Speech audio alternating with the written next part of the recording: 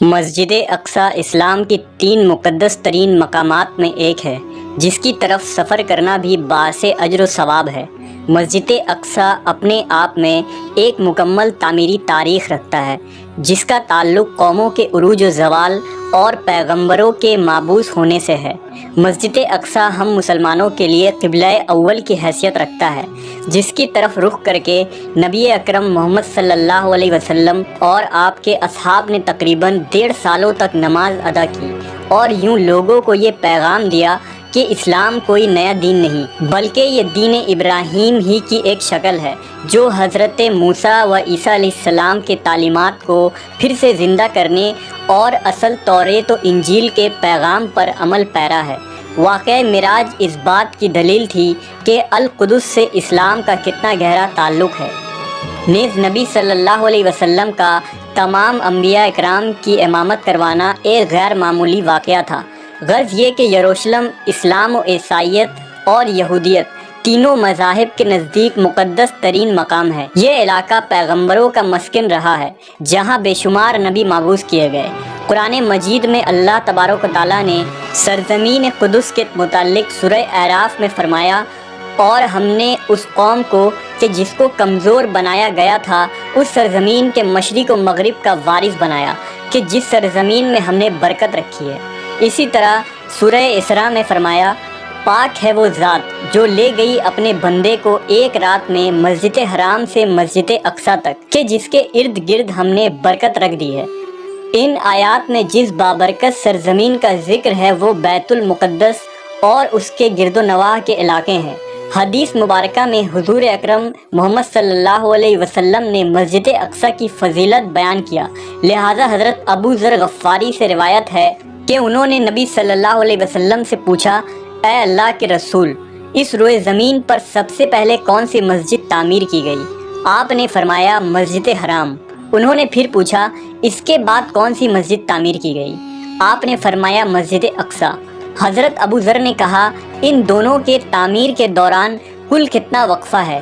آپ صلی اللہ علیہ وسلم نے جواب دیا، 40 سال۔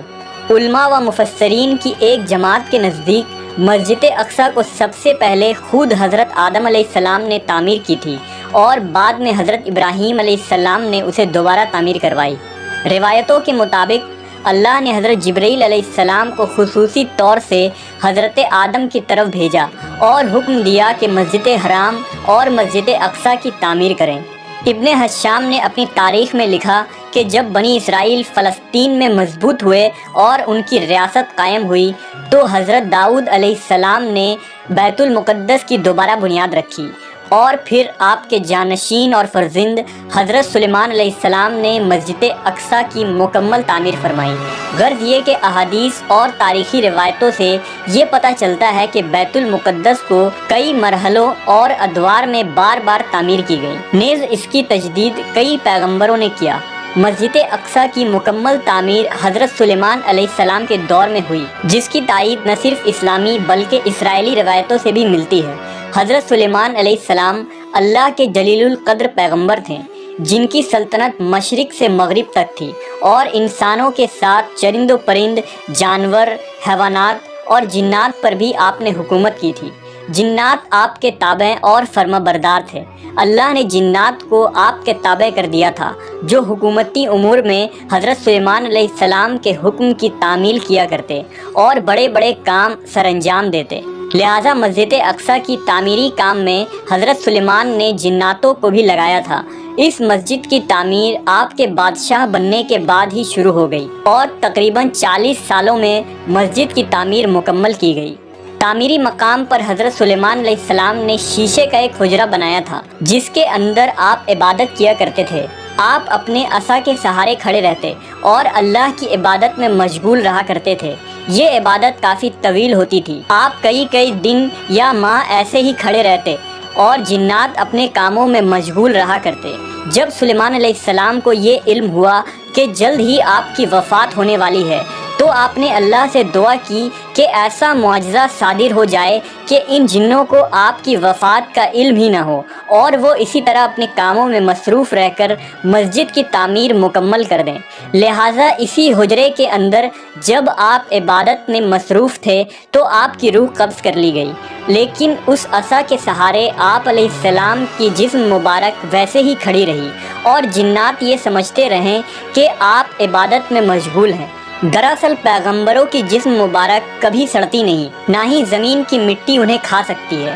اس روئے زمین پر جتنے بھی نبی بھیجے گئے آج بھی ان کے جسم قبروں میں صحیح و سالم موجود ہیں اور غیبی طور سے انہیں رزق ملتا رہتا ہے۔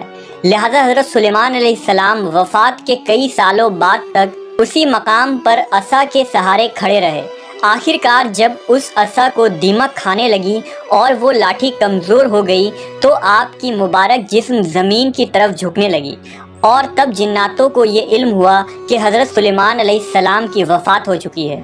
اس واقعے کو اللہ نے سورہ سبا میں یوں بیان فرمایا: پھر جب ہم نے ان پر موت کا حکم بھیجا تو جنوں کو ان کی موت کا علم نہ ہوا، مگر زمین کی دیمک ان کی عصا کھاتی رہی، اور جب سلیمان زمین پر آئے تو جنوں پر وہ حقیقت کھل گئی۔ اگر وہ غیب جانتے تو اس خاری کی عذاب میں نہ ہوتے۔